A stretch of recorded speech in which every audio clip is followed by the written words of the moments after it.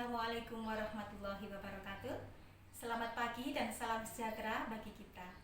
Anak-anakku yang ada di rumah, saya mengucapkan selamat datang di SMP Mutiara Harapan. Sebelum materi saya lanjutkan, saya ingin bertanya, bagaimana anak-anak? Keadaanmu di rumah sehat bukan? Ayah ibumu juga sehat bukan hari ini?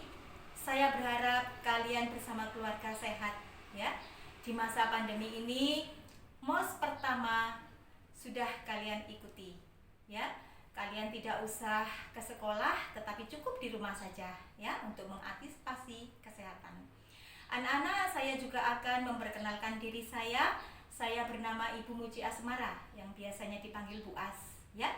Saya di sini sebagai guru bidang studi Bahasa Indonesia. Kali ini Ibu akan memberikan materi tentang arti dan makna wawasan Wiyata Mandala. Baiklah, akan saya lanjutkan anak-anakku. Nah, di situ kalian belajar tentang arti dan makna wawasan Wiyata Mandala. Di sini ada beberapa bagian, ada tentang arti dari wawasan itu sendiri. Wawasan itu sendiri itu adalah suatu pandangan atau sikap. Sikap tentang apa? Tentang suatu hakikat. Hakikat apa? Lah, di sini ada namanya wiyata. Tadi wawasan, sekarang wiyata. Apa wiyata itu sendiri? Wiyata itu adalah berupa pendidikan Mandala. Yaitu tempat atau lingkungan Wiyata Mandala. Tempat atau lingkungan Wiyata Mandala, yaitu sikap menghargai dan bertanggung jawab terhadap lingkungan sekolah. Ya, jadi tempat atau lingkungan Wiyata Mandala itu berarti sikap menghargai dan bertanggung jawab terhadap lingkungan sekolah. Lingkungan sekolah itu sebagai apa? Sebagai tempat untuk menuntut ilmu pengetahuan, ya, sebagai tempat ilmu untuk menuntut ilmu pengetahuan. Unsur-unsurnya apa dalam Wiyata Mandala itu? Ada sekolah yang merupakan lingkungan pendidikan, tempat kalian belajar, ya kan? Itu lingkungan pendidikan. Yang kedua, ada kepala sekolah. Nah, yang mempunyai wewenang dan tanggung jawab kepala sekolah di sini. Wewenang dan tanggung jawab penuh terhadap penyelenggaraan pendidikan dalam lingkungan sekolah. Siapa yang bertanggung jawab? Itulah kepala sekolah. Belum kenal dengan ibu kepala sekolah anak-anak? Oh, belum, nanti ya. Ibu kepala sekolah. Yang kedua, di situ setelah ada ibu kepala sekolahnya yang bernama Ibu Linda Kristinawati, MPD. Kemudian ini ada guru. Ada guru dan juga ada orang tua siswa. Nah, dua-duanya ini harus saling memberikan pengertian dan kerjasama erat untuk mengemban tugas pendidikan. Nah, hubungan antara guru dan wali murid itu harus saling berkesinambungan, saling pengertian. Kemudian yang keempat, ada warga sekolah. Nah, warga sekolah di dalam maupun di luar sekolah harus menjunjung tinggi martabat dan citra guru. Siapa itu? Ya, masyarakat ya. Kemudian yang 5, sekolah harus bertumpu pada masyarakat sekitarnya. Ya, itu tadi tentang wawasan ya, tentang wawasan. Sekarang tentang sekolah. Nah, tentang sekolah dan fungsinya. Sekolah itu apa? Nah, kamu kemarin sudah sekolah di SD kan, sehingga kamu tahu apa sih itu sekolah. Nah, sekolah di sini merupakan tempat penyelenggaraan proses belajar mengajar yang disikat dengan PBM. Menanamkan apa? Nah, menanamkan dan mengembangkan ilmu pengetahuan, nilai-nilai luhur, teknologi, keterampilan, dan lain sebagainya. Di mana tepatnya? Di lembaga pendidikan formal, yaitu di tempat kita di sekolah ini. Nah, tadi sudah di situ ya, jadi mengembangkan ilmu pengetahuan, mengembangkan kepribadian atau pandangan hidup, hubungan antara manusia dengan lingkungan, dengan kamu berkarya. Di mana tempatnya? Ya di sekolah kita ini. Nah, sekarang fungsinya apa? Nah, yang C ya, ada fungsinya. Apa fungsinya? yaitu fungsi sekolah adalah sebagai tempat masyarakat belajar karena memiliki aturan, tata tertib kehidupan yang mengatur hubungan antara guru dan pengelola pendidikan siswa dalam proses belajar mengajar untuk mencapai tujuan pendidikan yang telah ditetapkan dalam suasana yang dinamis. Seperti itu anak-anak ya. Kemudian yang C, bagaimana ciri-ciri sekolah sebagai masyarakat belajar? Nah, ciri-cirinya ada. 1, ada guru dan siswa. Itu ciri-ciri dari sekolah sebagai masyarakat belajar. Ada guru dan siswa. Ya. Kemudian di situ ada proses belajar mengajar. Yang kedua, tercapainya masyarakat yang sadar, mau belajar dan bekerja keras. Siapa yang bekerja keras dan belajar? Yo kalian yang sekolah di sini, ya kan? Selanjutnya,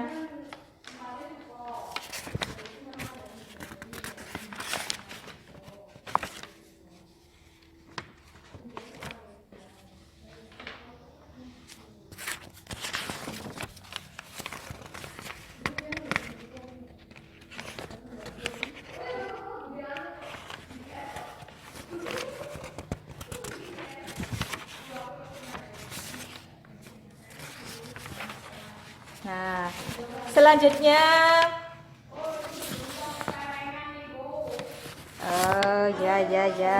selanjutnya itu ya anak-anak, prinsip sekolah. Nah, apa prinsip sekolah itu? Prinsipnya sebagai wiyata mandala, selain harus bertumpu pada masyarakat sekitarnya, juga harus mencegah masuknya faham, sikap, dan perbuatan yang secara sadar ataupun tidak dapat menimbulkan pertentangan antara sesama karena perbedaan suku, agama, asal-usul, keturunan, tingkat sosial ekonomi, serta perbedaan paham politik. Nah, kamu bersekolah di SMP Mutiara Harapan ini 1. Di sini berbagai macam suku ada. Temanmu ada yang dari NTT juga ada. Agamanya juga sama anak-anak. Tidak hanya Muslim, tidak hanya Kristen, tidak hanya Hindu. Di sini ada yang Muslim, ada yang Nasrani, ada yang Hindu. Jadi nanti kamu ketemu dengan bermacam suku dan juga bermacam agama ada di sini. Kita tidak boleh mempunyai faham yang berbeda. Kita ini satu, berbeda, Bhinneka Tunggal Ika ya anak-anak ya. Jelas ya? Nah, sekarang saya lanjut. Dengan adanya prinsip itu, sekolah 1 sebagai wadah atau lembaga yang memberikan bekal hidup. Yang kedua, sekolah sebagai institusi tempat peserta didik belajar di bawah bimbingan pendidik. Nah, ya kan? Kemudian sebagai lembaga dengan pelayanan yang adil. Kemudian yang keempat, sebagai lembaga pengembangan bakat. Nah, siapa yang punya bakat? Menyanyi, menari, musik, ada di Mutiara, jangan khawatir. Guru-gurunya profesional semua di sini anak-anakku. Yang selanjutnya yang 5, sekolah sebagai lembaga pembinaan potensi di luar intelijensi ya maksudnya ya, yang seperti saya berikan tadi. Nah, kemudian yang ke-6, memberikan perhatian serius untuk mengembangkan kemampuan emosional dan sosial, kemampuan berkomunikasi. Kemudian 7, sebagai wahana pengembangan sikap dan watak. Sikap sederhana, jujur, terbuka, penuh toleransi, rela berkomunikasi dan berinteraksi ya. Harus bisa ramah tamah, bersahabat, cinta negara, cinta lingkungan. Nah, itu harus ada. Ya. Kamu datang masuk ke sini, kamu harus senyum, sapa, salam. Ya kan anak? Apa anak-anak? Senyum, sapa, salam. Itu harus ditegakkan di sini, harus dilaksanakan dengan baik di SMP-mu ini. Anak-anak jangan sampai diam saja kalau ketemu Bapak Ibu guru. Ya, harus mengucap salam, senyum, salam, sapa, atau senyum, sapa, salam. Dengan teman pun juga begitu, harus senyum, sapa, ya. Yang ke-8, wahana pendewasaan diri. Yang ke-9, tempat belajar. Yang F sekarang, penggunaan sekolah. Sebagai apa? Lembaga pendidikan yang memperuntukkan sebagai tempat proses kegiatan belajar mengajar tidak diperbolehkan dijadikan sebagai tempat ajang promosi. Bolehkah promosi? Tidak boleh promosi, penjualan produk-produk tidak boleh. Kamu di sini hanya sekolah. Ya, kamu memamerkan ilmu pengetahuan boleh.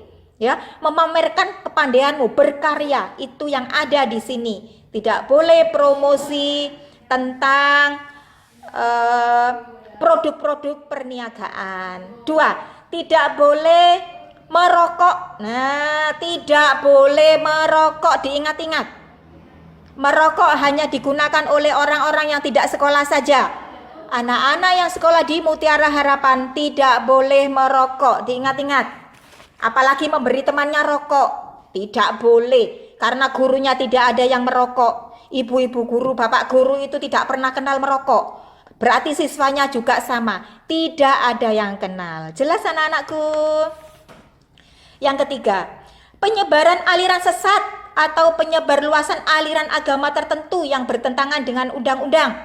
Oh, tidak ada. Jelas anak-anak? Agama yang tidak diperbolehkan apa? Ya, seperti apa? Seperti yang dilarang oleh negara kita. Apa itu anak-anak?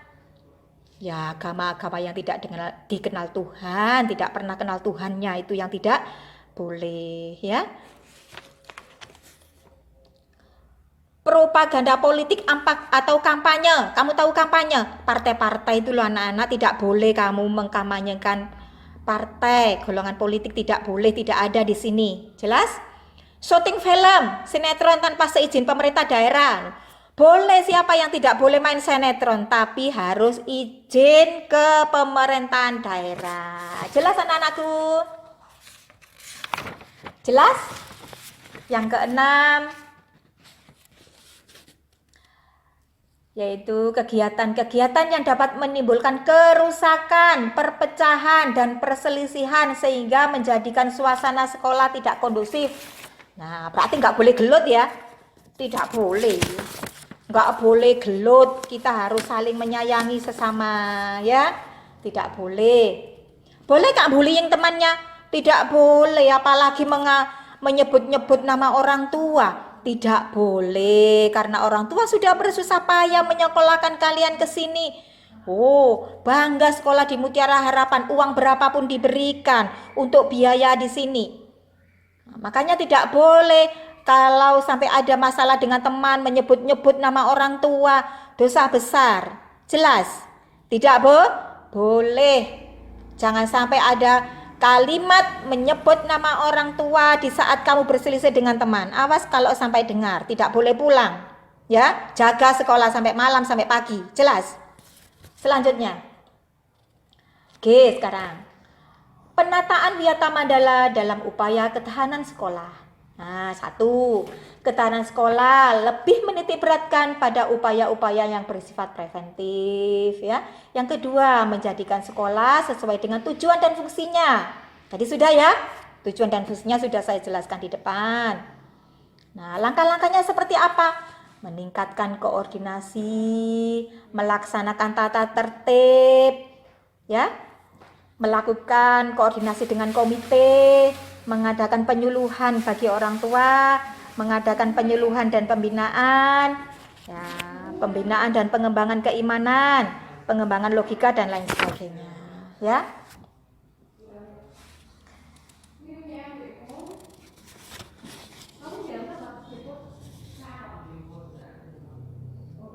Selanjutnya anak-anak dalam yang tugas yang H ya kan, yaitu tugas, wewenang, dan tanggung jawab kepala sekolah, yaitu sebagai pimpinan utama. Kepala sekolah di sini sebagai pimpinan utama bertugas dan bertanggung jawab memimpin penyelenggaraan belajar mengajar serta membina pendidik dan tenaga kependidikan serta membina hubungan kerjasama dan peran serta masyarakat.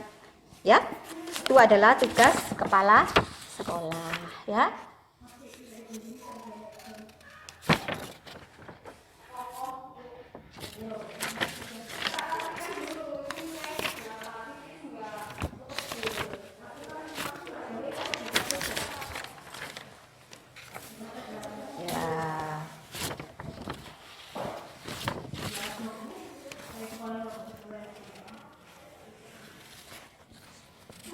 Selanjutnya di sini 1, melakukan kegiatan-kegiatan apa saja ya? Melakukan kepala sekolah di sini kegiatannya apa? Melaksanakan program-program, menyelenggarakan musyawarah sekolah yang melibatkan pendidik, OSIS, komite sekolah, tokoh masyarakat. Yang ketiga, menertibkan lingkungan sekolah, mengadakan pertemuan baik rutin maupun insidental. Yang kelima, menyelenggarakan kegiatan yang dapat menjunjung ketahanan sekolah ya, seperti ada PKS, pramuka, PMR, paskibra, kesenian dan lain sebagainya. Itu adalah tugas ibu kepala sekolah yang nantinya akan kalian lakukan di sini ya anak-anak. Yang materi selanjutnya yaitu bagian I. Mekanisme dalam pelaksanaan Wiyata Mandala. Dalam rangka pelaksanaan Wiyata Mandala, perlu upaya penanggulangan secara dini setiap permasalahan yang timbul, sehingga dapat menghilangkan dampak negatifnya.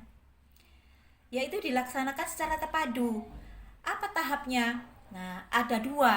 Ada tahap preventif dan ada tahap represif. Ya, bagaimana tahap preventif itu? Nah, upaya untuk meniadakan peluang-peluang yang dapat memungkinkan terjadinya kasus-kasus negatif di sekolah. Apa saja itu? Nah, 1. Memelihara sekolah dan lingkungan sekolah serta menciptakan kebersihan dan ketertiban agar siswa merasa nyaman dan menyenangkan dan tidak ada tempat tertentu yang dijadikan siswa untuk hal-hal negatif. Maksudnya di sini apa sih anak-anak?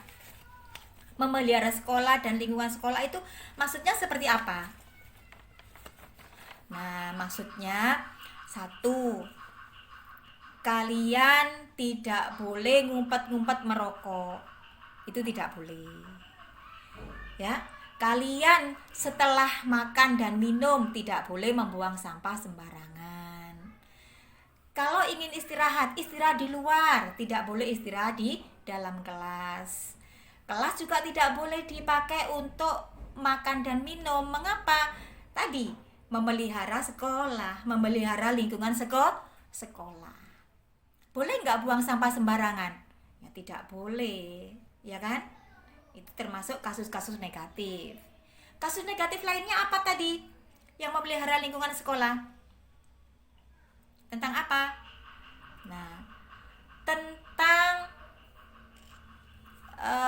bullying. Nah, itu juga memelihara sekolah juga, lingkungan sekolah juga, membullying temannya. Apa itu bullying temannya? Mengolok-olok, memukul, ya kan? Kemudian apa lagi tadi? Mengolok-olok, memukul, apa lagi? Menyebut-nyebut nama orang tua. Boleh nggak? Tidak boleh, ya. Kemudian lagi yang B, menciptakan suasana yang harmonis antara pihak pendidik atau staf dan siswa serta penduduk di sekitar sekolah. Maksudnya di sini apa?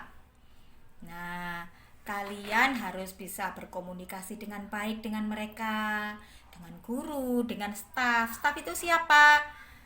Staf itu TU, ya kan? Admin di situ namanya Mbak Ida dan Miss Dewi, ya kan? Nah, kemudian ada kesiswaan, ini termasuk staf juga, ya kan? Ada sesi kurikulum seperti Bu Nanda itu si kurikulum, ya kan? Nah, selanjutnya membentuk jaring-jaring pengawasan atau kontrol dan razia terhadap kegiatan siswa di lingkungan sekolah. Maksudnya di sini apa? Membentuk jaring-jaring pengawasan ini.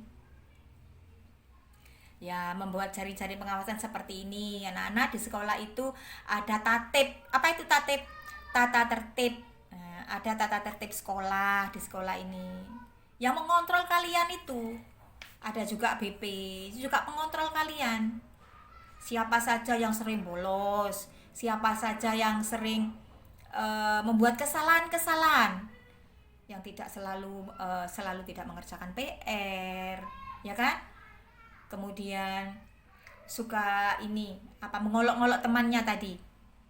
Ada yang suka gelut nggak? Nah, itu kalau bisa itu tidak ada. Makanya di sini harus ada yang dinamakan dengan jaring-jaring pengawasan atau kontrol dan razia. Razia apa yang dirazia? Satu, biasanya di tas-tas, ya. Di tas-tas itu biasanya itu ada HP. Loh, apakah tidak boleh sekolah membawa HP? Di sekolah lain mesti boleh membawa HP, tetapi di sekolahmu di Mutiara Harapan tidak ada siswa yang membawa HP. Kecuali kalau dianjurkan oleh Bapak Ibu guru untuk membawa HP, disuruh membawa laptop, kamu boleh membawanya. Tapi jika Bapak Ibu guru tidak menyuruh untuk membawa laptop dan HP, kalian tidak usah untuk membawanya, daripada nanti HP-mu disita, tidak dikembalikan. Jelas ya? HP tidak dikembalikan kalau kamu membawa semaumu sendiri. Jelas ya? Ya. Boleh nggak merokok? Tidak boleh. Biasanya rokoknya diselip-selipkan di tas. Nah, ini biasanya ada razia di sana. Jelas anak-anak? Oke, saya lanjutkan. Menghilangkan bentuk-bentuk perpeloncoan pada saat MOS. Nah, ini sekarang MOS karena kamu di rumah, jadi memang tidak ada perpeloncoan. Dari dulu tidak ada perpeloncoan. Perpeloncoan itu yang seperti apa sih anak-anak? Nah, seperti kalau kamu dihukum disuruh push up 1000 kali, ya itu tidak boleh. Disuruh lari-lari mengitari lapangan 1000 kali, tidak boleh juga. Itu namanya perpeloncoan. Kamu disuruh membawa lombok 5 kilo, itu juga tidak boleh anak-anak. Namanya perpeloncoan. Ya, tidak boleh karena kamu sekarang ada di rumah, jadi tidak ada. Yang selanjutnya, meminimalisir keterlibatan kelompok maupun perorangan dalam kegiatan sekolah. Ya. Selanjutnya, mengisi jam-jam kosong dengan pelajaran atau kegiatan ekstra lainnya. Nah, jadi kalau ada Bapak atau Ibu guru yang izin, nah itu diisi dengan pelajaran atau diisi dengan ekstrakurikuler lainnya. Itu ya anak-anak ya. Selanjutnya, meningkatkan kegiatan ekstrakurikuler pada masa awal sampai akhir semester dan masa liburan sekolah. Nah, ekstrakurikuler di sekolahan kita itu ada musik, ya, ada ngaji juga ada, pramuka juga ada, olahraga juga ada. Apalagi anak-anak ya, pramuka, olahraga, musik, mengaji, menari. Itu ekstrakurikuler. Nanti kamu bisa memilih salah satu. Ya, memilih salah satu. Siapa yang suka menari ada, yang suka musik juga ada, yang suka olahraga juga ada, yang suka mengaji juga ada, ya. Selanjutnya, peningkatan keamanan dan ketertiban khususnya pada saat berangkat atau usai sekolah. Ya, sudah jelas, saya kira sudah jelas ya. Jadi kalau kamu berangkat tepat pada waktu, kalau pulang tepat pada waktunya, tidak boleh sebelum pulang kamu meloncat pagar supaya tidak tahu Bu Guru atau Pak Guru, supaya tidak tahu Pak Satpam, kamu meloncat lewat pagar, itu tidak diperbolehkan, ya. Ya. Selanjutnya sekarang yang kedua tadi tahap represif. Upaya untuk menindak siswa yang telah melanggar peraturan dan tata tertib sekolah. Nah, upayanya apa saja? Satu, mendamaikan para pihak yang terlibat, ya. Siapa saja yang terlibat akan ada yang mendamaikan. Siapa? Satu, di situ ada BP. Nah, ada BP. Di situ juga ada wali kelasnya, ya, didampingi wali kelas. Kemudian kalau wali kelas masih belum mengatasi, ada kepala sekolahnya, ya. Tatip juga ada di situ nanti. Yang selanjutnya, membatasi areal tempat terjadinya aksi. Nah, aksi ini aksi apa saja? Macam-macam aksinya. Aduh, sakitnya. Membatasi areal tempat terjadinya aksi, ya. Di situ tidak ada tempat-tempat terjadinya aksi-aksi brutal-brutal, tidak ada, anak-anak. Jadi lingkungan kami ini lingkungan yang bersih, lingkungan aman, ya. Selanjutnya, menetralisir isu-isu yang berkembang dan mencegah timbulnya isu-isu baru.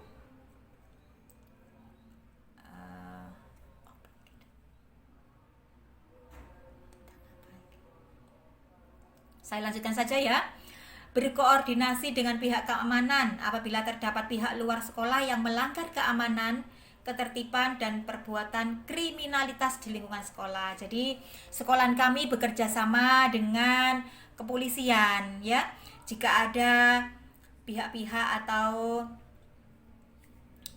siswa-siswa yang telah melanggar keamanan, ya nanti akan ditindaklanjuti oleh pihak yang berwenang, ya, karena kami bekerja sama dengan kepolisian. Selanjutnya, mengungkap lebih lanjut keterlibatan pihak luar sekolah atas kasus yang timbul dan menyelesaikan secara hukum. Yang selanjutnya, mengikut sertakan para ahli untuk mengadakan bimbingan dan penyuluhan. Maksudnya di sini biasanya ada bimbingan-bimbingan dari Airlangga, anak-anak Airlangga yang suka mengadakan bimbingan dan penyuluhan ke sekolahan kami, dan juga ada dari rumah sakit. Nah, kerjasama dengan pihak rumah sakit tentang kesehatan, ya. Penyuluhan tentang kesehatannya. Selanjutnya, memberikan sanksi sesuai tata tertib yang berlaku, ya.